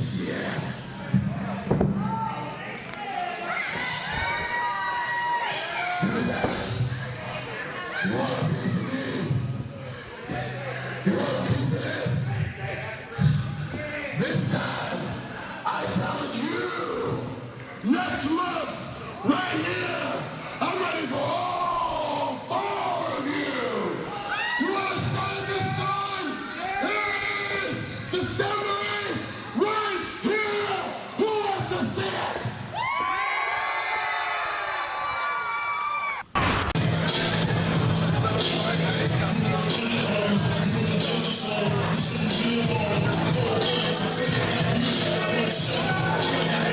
It's time now for our main event of the evening, and we have got the monster, Darkmon. You just saw in the package that Darkmon won the match by disqualification, which by right would have sent Sean Sims to the beginning of the line, but Darkmon challenged him. He was not going to allow Angel's Army get one over on him the way that he had, the way that they did. Darkmon has been largely a man who has walked alone, and he has walked in with no fear. But Angel's Army has done whatever they can do, and the championship is on the line here. Sean Sims got his title shot last month. But he is also right up in line again. He no longer has the claim that I didn't get my opportunity. He has his opportunity. Darkmon, the champion, has asked for him. He asked for him by name. Darkmon's got a microphone, I think.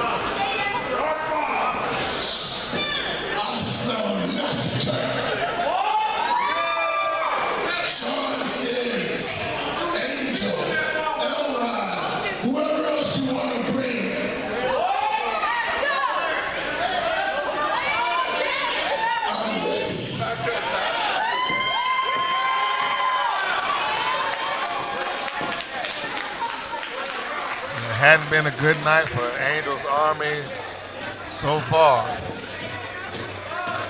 Elrod took a defeat. I'm sure they don't like me bringing this up. Alister Crowe also took a defeat. This is 2 out of the 3 matches that she has represented this evening. Now, here in the main event, she has the centerpiece, if you will, of the Army. Sean Sims. And for the second month in a row, they got another opportunity at championship gold. And despite the fact that he's staring down Alister Crowe, Elrod Campbell, Sean Sims, Darkmon is asking for this. No fear. None in that man. Now, whether you believe or he believes that he's a monster, he certainly has the mentality of one. And he is ready. On the other side of that coin, I said this in the previous match, if anybody could match him for strength, perhaps, will be Sean Sims. Belts is down. You can see Elrod in a fighting stance like he's getting ready. Sean's getting in. They are ready to go.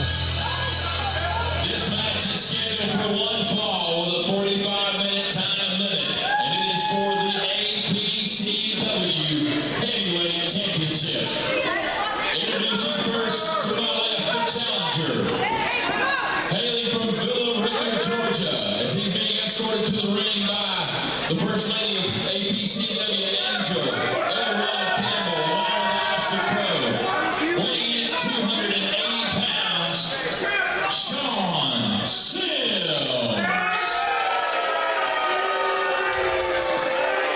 To my right, your reigning and defending All-Pro Championship Wrestling Heavyweight Champion, hailing from the underworld, standing 6'6", weighing 309 pounds.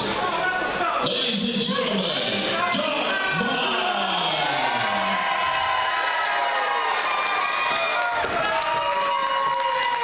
Once again, this match is scheduled for one fall with a 45-minute time limit with the APCW heavyweight title on the line.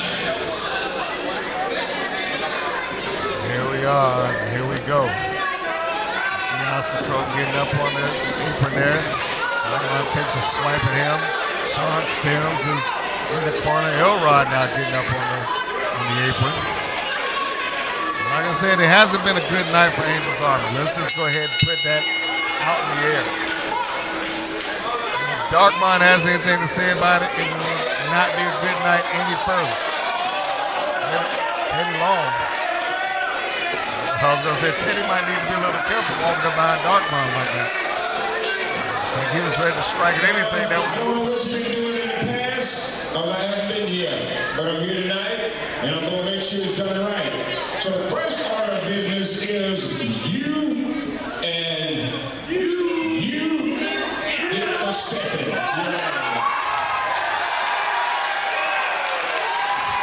Sean's upset about that. He's kicking him out. I guess Let's sing him out of here.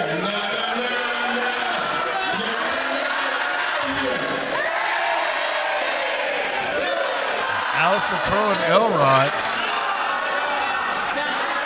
are having to go.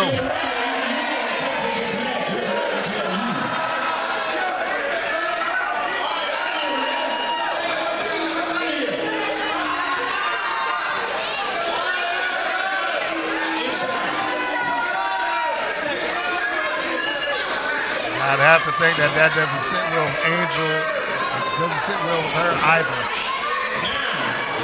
Whatever backup she had is gone. Might be pretty to them, but you're not pretty to me, so that means you can Now Sean is completely irate now.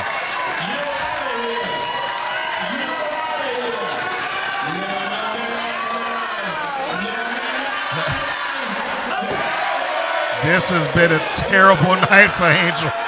It's been a terrible night for her. Now she's in a main event match that she can't even see at ringside. Sean Sims has got his wish. It is a case of be careful what you ask for. 1, 2, 3.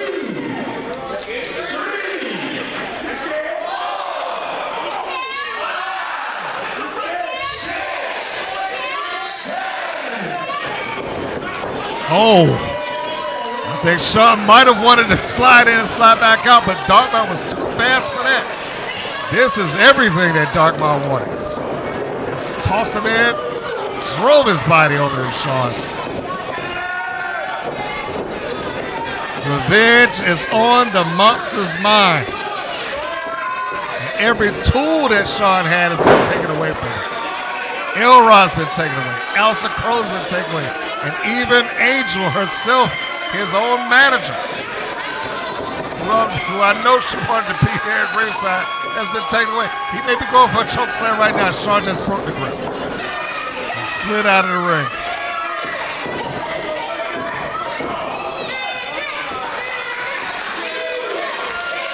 Now the crowd's getting on Sean about it chicken.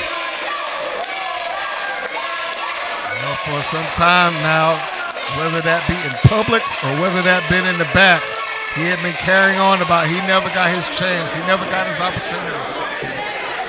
He got his chance last month. He's getting another one right now. And like I said a second ago, is that this may turn into a case of be careful what you wish for. as Darkmon is wailing away on Sean Sims.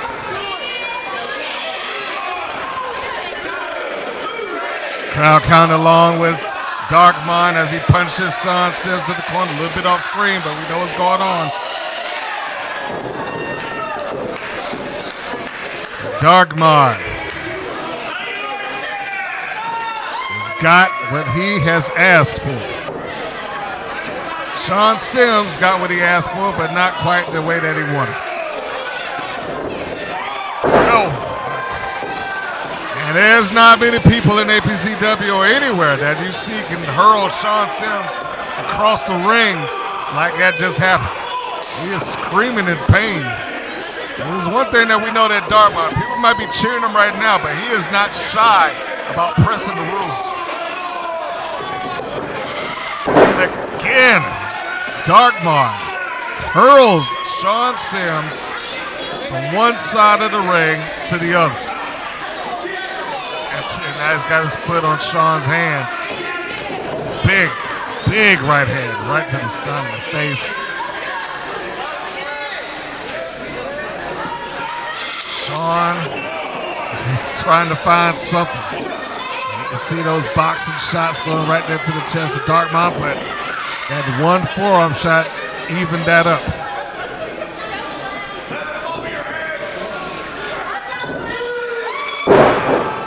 Big suplex. Sean is hurting and hurting badly. I'm not sure what is he's going to do. This might. Surprisingly, he got out relatively quick. Reaching for the ropes, trying to find some solitude away from this beating that he's taking. Darkmon is more or less run through almost everybody that he's been put in the ring with. He charges in, but Sean able to get the big foot up, but Darkmon opens up with a right hand right after that. Lon has been cooking, and it is a choke slam by the Darkmon. And I would say this thing is over. Wow.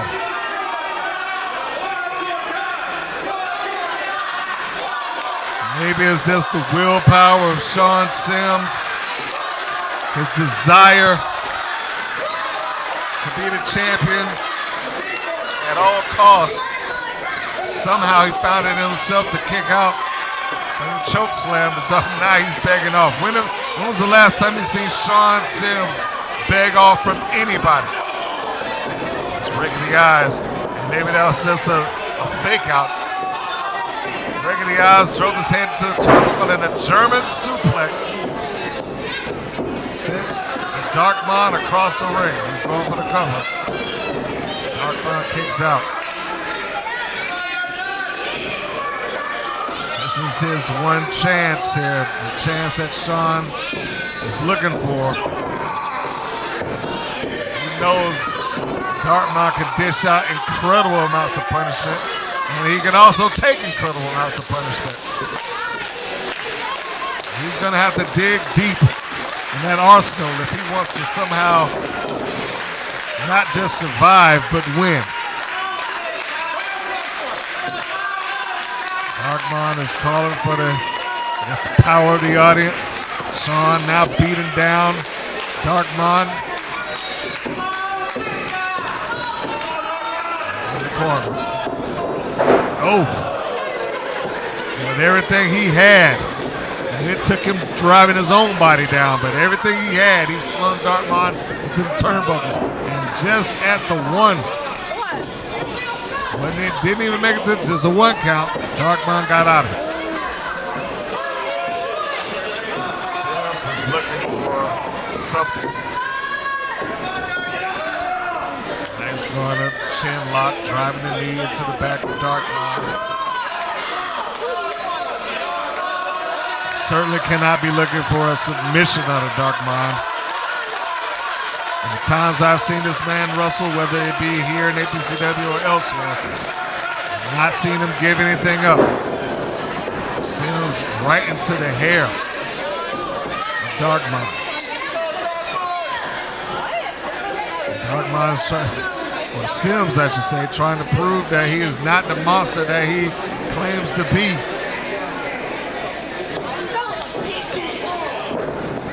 Arm shot right across the back. Sean Sims kicks him in the ribs. Not just sizing up Darkmon, sets him gingerly on his sides. Drops the double leg across the ribs. Darkmon, crowd still rooting for him. So come on, Darkmon. But can even Darkmon keep going when he has trouble breathing? Sean took a heck of a beating. It is admirable that he is still in this match now. Darkmon, he's calling for the people. Driving the knee into the spine of Darkmon. He's really cranking back on it. Really cranking back now. That transitions it out maybe to a seated abdominal stretch. No. Front face lock. And he has the arm hooked as well.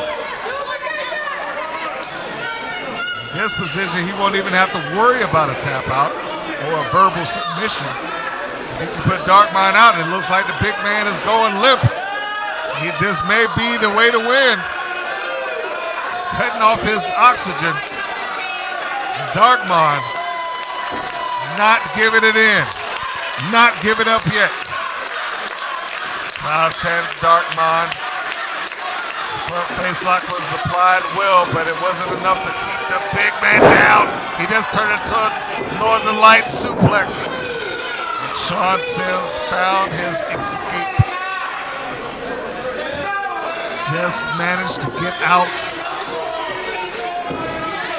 Darkmon didn't have enough to really hold that bridge either. Let's take a quick kick at Sean's shins, his knees, try to keep him from advancing in whatever it is that he's doing. And Sean, you saw right there, he just grabbed the ankle of Darkmon and then punched his knee. It's the little things. It's the little things that gain you the advantage. And Sean just gave him a little choke there. Referee trying to step in. Of course, Sean does not want to get himself disqualified. This may be the best shot that he's had, and so far in this match, man, he does not want to get himself disqualified and lose whatever opportunity he's had, or whatever opportunity he's got. He just came down onto the back of Darkmon, throwing his body, just throwing his entire weight to keep Darkmon down.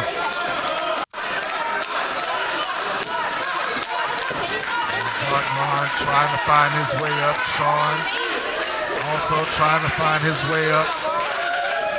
He might have come down a little too hard and hurt his knees. And he's going to have to do this on his own.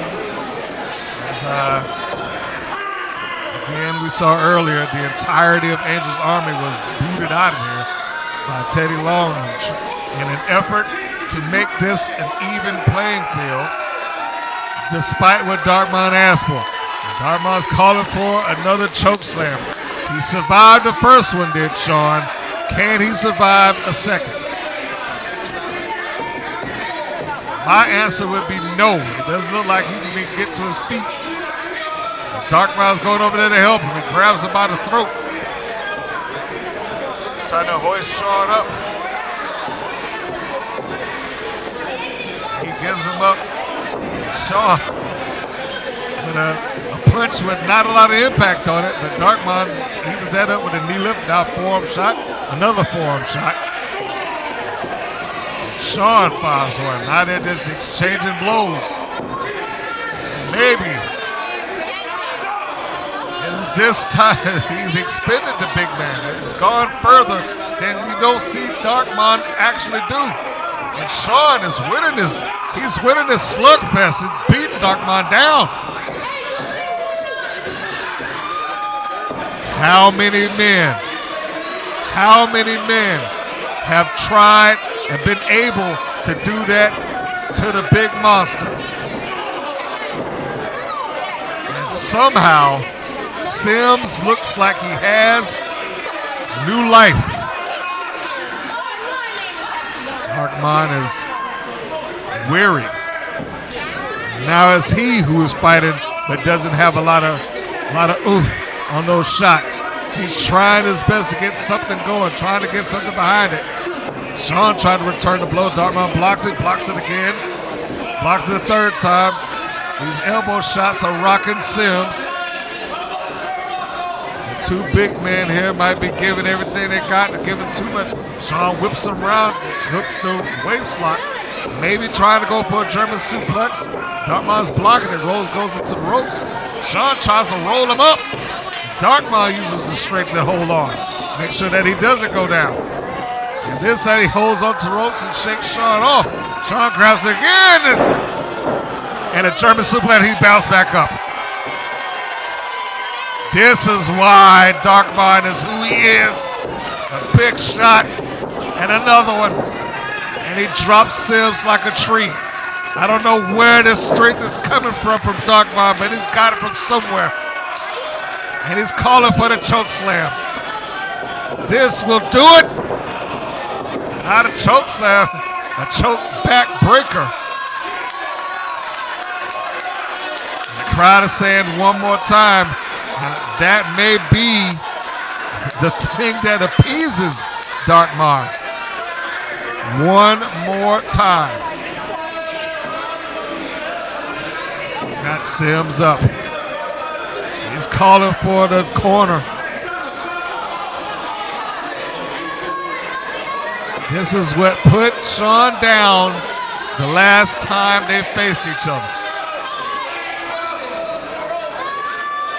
Angel's Army had to come in and stop it. Angel's Army had to come in and save him. It'd be a flight of the deep. Who is that?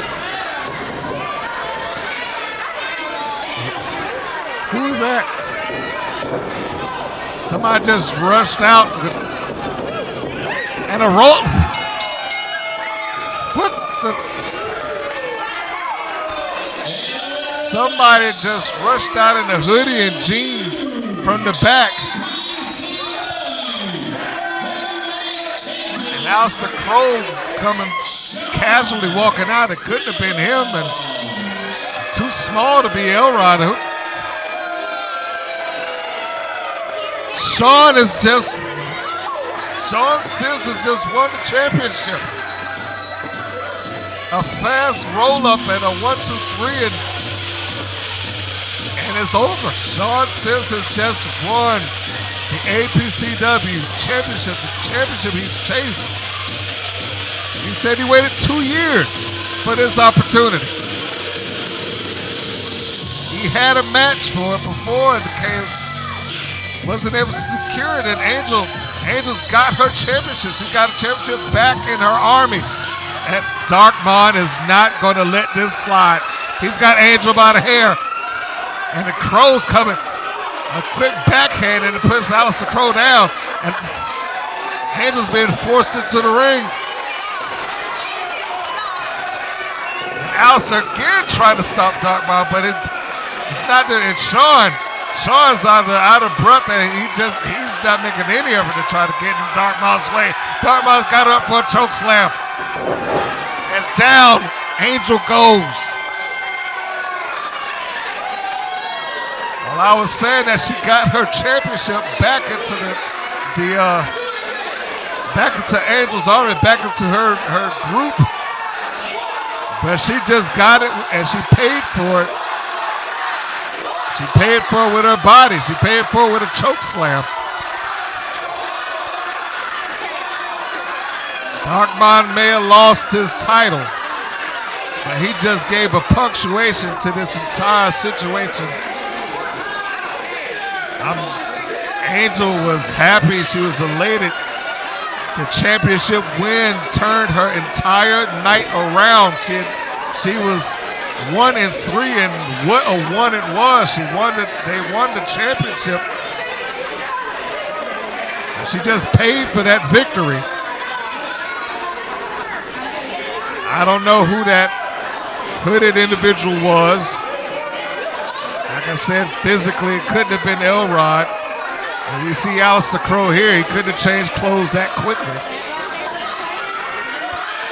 Alister's looked like he wanted to sneak up behind Darkmon, but he's telling him, you better just take your woman and leave. And that's exactly what he's doing. He's following the advice.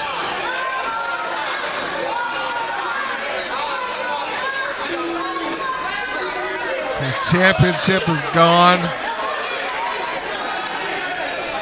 But there is a sense of satisfaction in the air.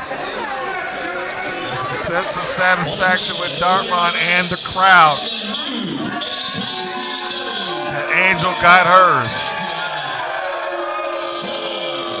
And Sean Sims is officially the new champion of All-Pro Championship Wrestling.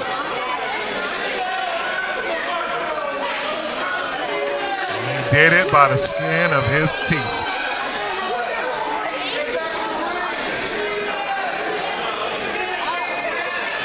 Question now is, will Sean even, when he face off against Darkmon again, will it give him what he deserves? A rematch for the title.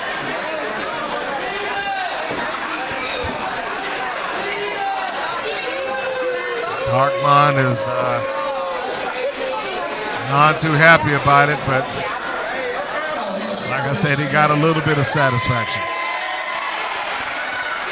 I got at least one more chokeslam in me.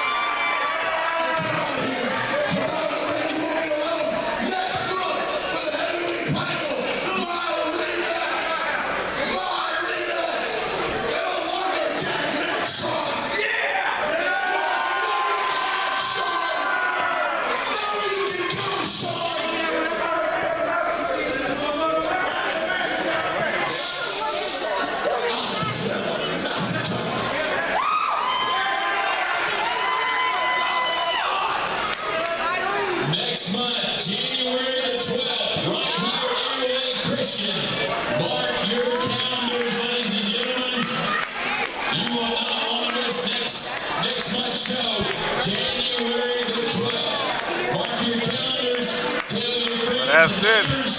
Darkmon lost the title, but he's coming back for Sean.